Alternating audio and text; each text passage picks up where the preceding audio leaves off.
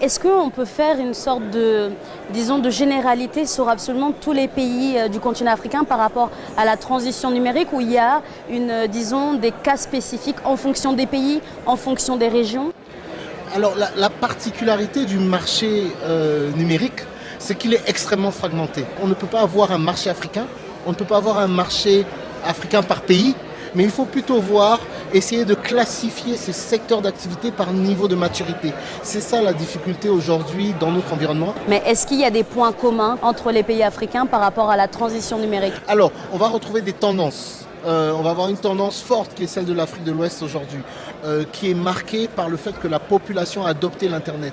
Si vous regardez les statistiques en Afrique de l'Ouest, on est pratiquement à 48% de personnes qui ont accès à l'Internet. En Afrique centrale, c'est 23%, donc c'est très différent.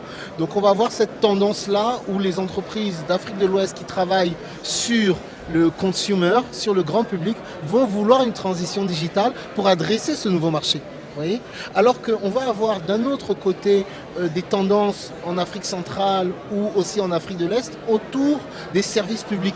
On va essayer d'avoir une transition numérique des services publics qui vont essayer d'opérer des services digitalisés. Quelles sont les solutions qu'on a aujourd'hui, dont on dispose aujourd'hui pour que justement cette maturité numérique puisse s'opérer? Il n'y a pas de solution miracle. Aujourd'hui, une maturité numérique, c'est un changement culturel, c'est un changement des hommes. La démographie est un gros avantage. Si 60% de la population a moins de 30 ans, c'est autant de personnes qui sont une génération Android, qui vont utiliser des téléphones portables de façon native. C'est autant de potentiel de marché pour les entreprises. Il y a une vision très positive qui est de dire la transformation numérique va nous apporter des choses. Mais il ne faut pas se cacher que la transformation numérique est aussi destructrice. Il y a beaucoup d'activités qui ont fait des dépôts de bilan parce qu'elles n'ont pas opéré leur transformation numérique. Il y a des opportunités réelles à ceux qui peuvent opérer dans le court et moyen terme, ça veut dire de 1 à 3 ans de transition numérique.